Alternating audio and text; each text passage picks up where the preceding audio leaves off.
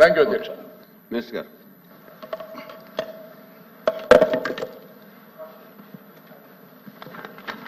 Sir Sivarama Reddy గారు, అరుణ్ కుమార్ గారు, రవిబాబు గారు వివిధ క్వశ్చన్లకి అడిగారు. దాన్ని కూడా ముమ్మాటికి మేము ఒక మాట చెప్తున్నాం సార్. విద్యుత్ ఛార్జీలు ఈ ప్రభుత్వం పెంచబోదు. ఈ ప్రభుత్వం దానికి కట్టుబడి ఉంది. మీరు పదే పదే సత్యదూరమైన మాటలు చెప్పి ప్రజల్ని మేమేదో విద్యుత్ ఛార్జీలు పెంచామనే సత్యదూరమైన మాటలు ప్రజల్లోకి తీసుకెళ్లే ప్రయత్నం గత కౌన్సిల్లో కూడా చేశారు, మళ్ళీ ఇప్పుడు చేశారు. ప్రపంచంలో ఎక్కడ లేని విధంగా వీళ్ళు పెంచిన విద్యుత్ ఛార్జీలకి వీళ్ళే ధర్నాకి పిలుపునివ్వటం, అదేవిధంగా వీళ్ళు పెంచిన విద్యుత్ ఛార్జీలకి వీళ్ళే క్వశ్చన్ వేయటం అనేది ఇదే ప్రక్రియ కొనసాగుతుంది. ప్రజల్ని తప్పుదాగే ప్రయత్నం చేస్తా ఉన్నారు. సార్ మీరు ఒకసారి వాస్తవాల్లోకి వెళ్తే మీరు చూడండి సార్, 2022-23లో వీళ్ళు 8,113 కోట్ల రూపాయలు విద్యుత్ ఛార్జీలు పెంచి అప్పుడు ఈఆర్సీకి పంపించిన తర్వాత ఈఆర్సీ 3 నెలల్లో దాన్ని ప్రజల్లోకి తీసుకెళ్లాల్సిన దాన్ని తీసుకెళ్లకుండా 1 సంవత్సరం 8 నెలల పాటు పక్కన పెట్టి తర్వాత ప్రభుత్వమైన భారం వేసే ప్రయత్నం చేసింది. అదేవిధంగా 2023-24లో కూడా 11,000 కోట్ల రూపాయలు మళ్ళీ ఈఆర్సీకి పంపించారు. 9,400 కోట్ల రూపాయలు భారం వేసి మొత్తం 15,000 కోట్ల రూపాయలు భారం అంతా కూడా 2022-23, 23-24 వేసిన భారమే అని చెప్పి మీ ద్వారా సభ్యులకు కూడా తెలియజేస్తా ఉన్నాను. ఇందాక రవిబాబు గారు అంటా ఉన్నారు మేము విండ్ సోలార్ ద్వారా ప్రజలకి మభ్య పెట్టాం. మేము ఎప్పుడు కూడా మభ్య పెట్టలేదు సార్. గతంలో 2014-19 ఉన్నప్పుడు ఈ రాష్ట్రంలో ఎక్కడ లేని విధంగా 7,000 మెగావాట్లు విద్యుత్ ఉత్పత్తి తీసుకొచ్చాం. తర్వాత ఇలా ప్రభుత్వం వచ్చిన తర్వాత పీపీఎల్ రద్దు చేయటం, వాళ్ళని ఇబ్బంది పెట్టడం, విదేశీ ప్రతినిధుల చేత తిట్లు తినటం, ఈ రాష్ట్రానికి రావాల్సిన ఇన్వెస్టర్ని తరిమి కొట్టడం, రకరకాల కార్యక్రమాలు చేసి విద్యుత్ వ్యవస్థలన్నింటినీ కూడా సర్వనాశనం చేసి వాళ్ళు ఇక్కడికి వచ్చేసి సత్యదూరమైన మాటలు చెప్పి ప్రజలని నమ్మించే ప్రయత్నం చేస్తున్నారని చెప్పి కూడా మీకు చెప్తా ఉన్నాను సార్. అదేవిధంగా ఒకసారి చూడండి సార్, కృష్ణపట్నం ప్లాంట్ స్టేజ్ 2 అట్లానే వీటీపీఎస్ స్టేజ్ 5 ప్లాంట్లకి తెలుగుదేశం ప్రభుత్వం ఉన్నప్పుడు చాలా పెద్ద ఎత్తున ఖర్చు పెట్టి రాబోయే రోజుల్లో పవర్ పనిచేసి ఉండకూడదు, మన పవర్ మనమే ప్రొడక్షన్ చేసుకోవాలనే ఉద్దేశంతో చేస్తే ఆ రెండింటిని కూడా షట్ డౌన్ చేసేసి పవర్ కొత్తగా ప్లాంట్లన్నింటి కూడా నిర్మాణం చేయకుండా చేసేసింది. అదేవిధంగా పోలవరం ప్రాజెక్టు దాదాపు 900 మెగావాట్లు వచ్చే ప్లాంట్ ని 70% పూర్తయిన పోలవరం ప్రాజెక్ట్ ని అదేవిధంగా ఆ ప్లాంట్ కూడా అట్లానే వదిలేసింది అనమాట. దాదాపు విద్యుత్ సంస్థలకు సంబంధించిన డబ్బులన్నింటిని కూడా బెవరేజ్ కార్పొరేషన్ కి మళ్ళీ చిన్న కార్యక్రమం చేసింది. ఇట్లాంటి 1 కాదు 2 కాదు అన్ని కార్యక్రమాలు చేసి విద్యుత్ వ్యవస్థను అన్నింటి కూడా సర్వనాశనం చేసిన విషయాన్ని మీరు ఒకసారి గమనిస్తాం సార్. ఈ ప్రభుత్వం అధికారంలోకి వచ్చిన తర్వాత పూర్వవైభవం తీసుకురావాలనే ఉద్దేశంతో ఎక్కడ కూడా ప్రజల మీద భారం పడకుండా ఉండాలనే దానికోసం విద్యుత్ కొనుగోలు గతంలో 9 నుంచి 10,000 కోట్ల రూపాయలు ఇవన్నీ షట్ డౌన్ చేసిందే కాకుండా 10,000 కోట్ల రూపాయలు ఖర్చు పెట్టారు ఓన్లీ విద్యుత్ కొనుగోలు మీద, షార్ట్ టర్మ్ పవర్ పర్చేజెస్ మీద. మా ప్రభుత్వం అధికారంలోకి వచ్చిన సంవత్సరంలోనే ఈ 10 నెలల్లోనే 60% విద్యుత్ కొనుగోలు తగ్గించేసి మన జెన్కోని కానీ వీటిని కానీ సమర్థవంతంగా నడిపి ఎక్కలేని విధంగా ఈ 3 నెలల్లో ఎక్కలేని విధంగా పవర్ ప్రొడక్షన్ చేసిన సంగతి వాస్తవం అని చెప్పి కూడా మీ ద్వారా తెలియజేస్తా ఉన్నాను. అదేవిధంగా తయారైన విద్యుత్ వేస్ట్ కాకుండా కేంద్ర ప్రభుత్వ సహాయ సహకారాలతోటి బ్యాటరీ స్టోరేజ్ని కూడా తీసుకొని త్వరలోనే స్టార్ట్ చేయబోతున్నాం. టెండర్లు కూడా పిలిచాం, త్వరలోనే స్టార్ట్ చేయబోతున్నాం. ఇదే విధంగా ఇందాక అన్నట్టు విండ్ కానీ సోలార్ కానీ పిఎం కుసుమ్ వీళ్ళు వద్దని చెప్పి వెనక పంపించారు. పక్కనున్న మహారాష్ట్ర కానీ కర్ణాటక కానీ పిఎం కుసుమ్ తీసుకొని చాలా పెద్ద ఎత్తున పగలపూట రైతులకు 9 గంటల కరెంట్ ఇస్తా ఉంది. వీళ్ళు లెటర్ రాశారు కేంద్ర ప్రభుత్వాన్ని మాకు అవసరం లేదని చెప్పి. ఇవాళ ముఖ్యమంత్రి గారు అధికారంలో చేపట్టిన తర్వాత కూటమి ప్రభుత్వం మేము అమ్మటే కేంద్రానికి లెటర్ రాసి మేము ఈ రాష్ట్ర ప్రభుత్వం పిఎం కుసుమ్ తీసుకుంటామని చెప్పి మొదటి విడతగా 1,00,000 కనెక్షన్లు తీసుకున్నాం. మళ్ళీ లెటర్లు రాసి 2,000 కనెక్షన్లు తీసుకున్నాం, 2 లక్షల కనెక్షన్లు తీసుకున్నాం. ఈ ప్రభుత్వం రైతులకి పగలపూట కరెంట్ ఇవ్వాలి, పొద్దునే 10 నుంచి సాయంత్రం దాకా 9 గంటల కరెంట్ ఇవ్వాలి, పిఎం కుసుమ్ తీసుకోవాలి, తద్వారా ప్రజలకు కరెంట్ ఇవ్వాలనే దానికోసం ఈ ప్రయత్నం చేస్తా ఉన్నాం. ఈ ప్రభుత్వం కట్టుబడి ఉంది. విద్యుత్ ఛార్జీలు పెంచము. మీరు పెంచిన విద్యుత్ ఛార్జీలు మాత్రమే ప్రజల మీద భారం పడింది. ఇది ఇప్పుడు కాదు చెప్తాం, గతంలో కూడా చెప్పాము. ఇది పదే చెప్తున్నాం. మా గవర్నమెంట్ అధికారం ఉన్నప్పుడు 14-18 ₹1 కూడా పెంచలేదు. మీ ప్రభుత్వం అధికారం వచ్చిన తర్వాత గడిచిన 5 సంవత్సరాల్లో 9 సార్లు విద్యుత్ ఛార్జీలు పెంచిన ఘనత మీది. మా ప్రభుత్వం ఎట్టి పరిస్థితులు, మా ముఖ్యమంత్రి గారు కానీ మా కుటుంబ ప్రభుత్వం కానీ ఎట్టి పరిస్థితుల్లో రూపాయి కూడా విద్యుత్ ఛార్జీలు పెంచమని చెప్పి ఈ సభ ద్వారా సభ్యులకి ప్రజలకు కూడా తెలియజేస్తున్నాము. క్వశ్చన్ నెంబర్ నా క్లారిటీ అయింది. లేదండి లేదండి కూర్చోండి.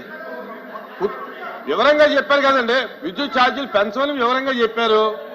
మళ్ళీ దాని మీద ఇది డిస్కషన్ లేదు.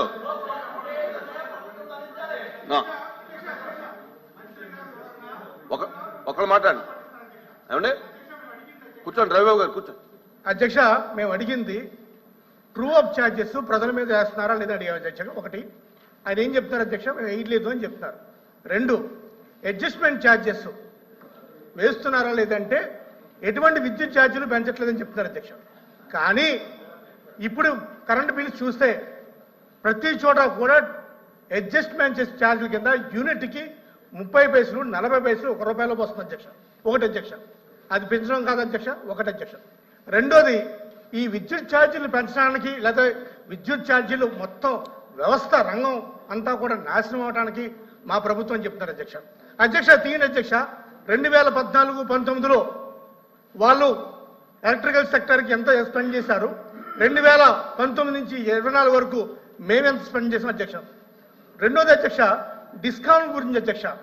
డిస్కౌంట్లు ఈ రోజు ఇలా అయిపోవడానికి కారణం వాళ్ళ టైం కదా అధ్యక్ష. ఒకసారి అడగండి, మీ క్లారిఫికేషన్ ఏంటి? మంత్రి గారు చెప్పిన దాని మీద మీకు ఏమనుమానం ఉంది? అడ్జస్ట్మెంట్ ఛార్జెస్ పెంచుతున్నారా లేదా, వేస్తున్నారా లేదా?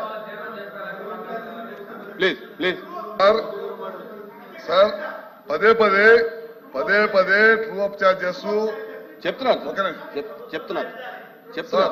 సార్ కూర్చోండి. సార్, ఫ్యూయల్ ఛార్జెస్ నేను చెప్పింది అదే. ఫ్యూయల్ ఛార్జెస్ ఇందా చెప్పాను, 10,000 కోట్లు షార్ట్ టర్మ్ పర్చేజెస్ ద్వారా విపరీతంగా పవర్ షట్ డౌన్ చేసి మనకు ఉత్పత్తి అయ్యే సోలార్ విండ్ని షట్ డౌన్ చేసి కక్షపూరితంగా బయట విపరీతంగా పవర్ పర్చేసెస్ చేయడం వల్ల విపరీతంగా ఛార్జీలు చేసి ప్రజల మీద 9 సార్లు భారం వేశారు. మేమైతే కరెంటు ఛార్జీలు పెంచలేదు.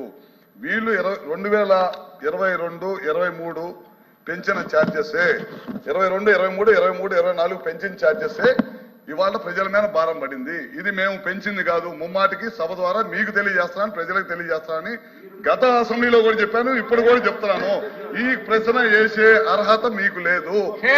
ఈ ప్రశ్న వేసే అర్హత లేదు. నేను మొన్న కూడా చెప్పాను, మీరు పెంచిన విద్యుత్ ఛార్జీలకి మీరే ధర్నా పిలిపెట్టడం ఇది విచిత్రమైన సంఘటన.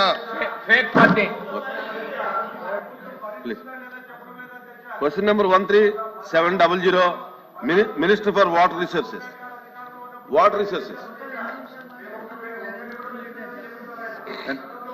ధన్యవాదాలు అధ్యక్ష. కూర్చోండి ప్లీజ్. ఏదైతే మొదటి ప్రశ్నకు అవునండి, కేంద్ర ప్రభుత్వం 30,436.95 కోట్ల రూపాయలతో 41.15 మీటర్ల వరకు కూడా ఆర్సీసీ ఆమోదించడం అనేది. రెండవ ప్రశ్నకు సమాధానం, సివిల్ పనులు ఏదైతే 17,790.87 కోట్స్, అదేవిధంగా భూసేకరణ ల్యాండ్ ఎక్వేషన్ మరి 48,53.22 కోట్లు, పునరావాసం R&R మరి 74,17.20 కోట్లు, పీపీఏ జీతభత్యాలు 375.66 కోట్లు, మొత్తం 30,436.95 కోట్ల అధ్యక్ష.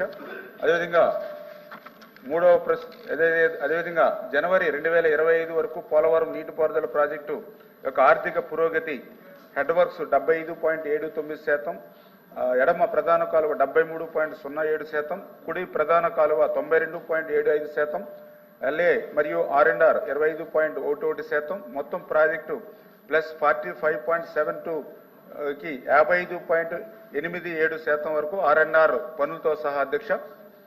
మూడవ ప్రశ్నకు సమాధానం, ఎడమ ప్రధాన కాలువ నీటి సామర్థ్యాన్ని ఫస్ట్ ఫేజ్ వరకు కూడా మరి 6,000 క్యూసెక్లు ఉత్తరాంధ్రకు తీసుకెళ్లేటువంటి విధంగా పనులు ప్రారంభించి జూలై 2025 నాటికి పూర్తి చేసేటువంటి విధంగా ప్రణాళిక చేయడమైంది అధ్యక్ష.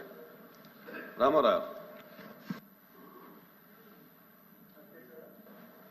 2014-19 మధ్యకాలంలో పోలవరం ప్రాజెక్టు 70% కంప్లీట్ అయితే 2019-24 మధ్యకాలంలో పోలవరం ప్రాజెక్టు మీద పూర్తిగా నాశనం చేసిన విషయాన్ని ఒకసారి మీ దృష్టి తీసుకొస్తున్నాను. ఇక్కడ గౌరవ మంత్రి గారు చాలా క్లియర్గా వివరాలని ఇచ్చారు. ఏదైతే డిపిఆర్ అప్రూవ్ చేశారో వివిధ హెడ్ వర్క్స్కి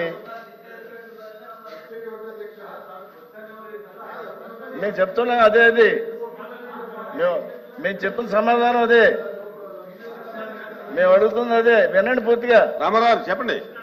నేను చెప్పింది వినండి. మీకు మంత్రి గారు చెప్పిన దాని మీద మీ క్లారిఫికేషన్ ఏంటి? క్లారిటీనే ప్రాజెక్ట్ వివరాలన్నీ మీరు ఎంత నాశనం చేశారో తెలియాలి కదా ప్రజలకి. అది మినిస్టర్ గారు చెప్తారు, మీకెందుకు? మరి నాశనం చేయలేదా? 70% 14-19 మధ్య కంప్లీట్ అయితే మీరు ఒక 2% కూడా మీరు కంప్లీట్ చేయలేదు.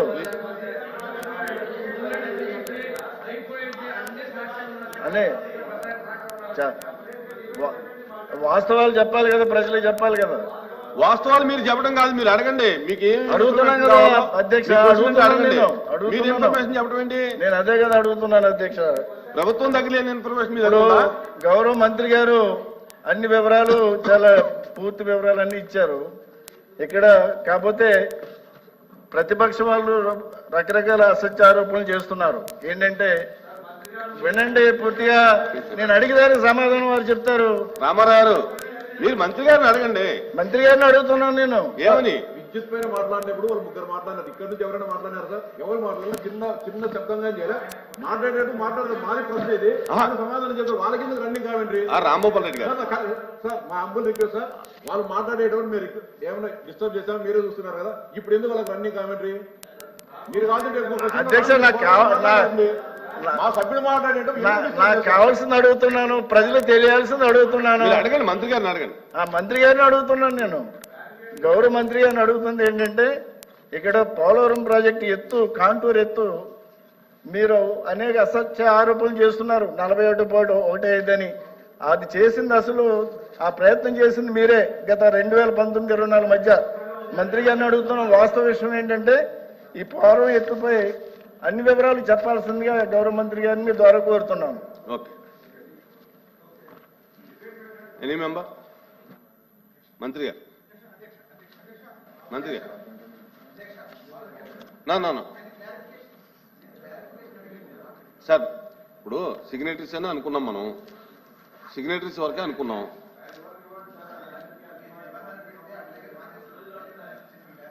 సార్ మినిస్టర్ గారు ఒక్క నిమిషం. ఐవి గారు వాళ్ళ ఒక వర్గం ఉంది, వాళ్ళ పీడిఎఫ్ వాళ్ళు సప్లిమెంటరీ అడిగితే ఇబ్బంది ఏముంది? అధ్యక్ష, ఇందులో R&R ప్యాకేజీకి సంబంధించి అంచనాల్లో 7,417 కోట్లు అన్నారు. అసలు మొత్తం నిర్వాసితులు ఎంతమంది? ఈ యొక్క అంచనా అనేది చాలా తేడాగా ఉందని చెప్పి మాకు అనిపిస్తున్నది. అందువల్ల మంత్రి గారు దీన్ని క్లారిఫై చేయాలి. నిర్వాసితులు ఎంతమంది, వాళ్ళకి చెల్లించాల్సిన సొమ్ము ఎంత, ఈ కేటాయింపుల్లో నాకు అనుమానం క్లారిఫై చేయాలి. మంత్రి గారు.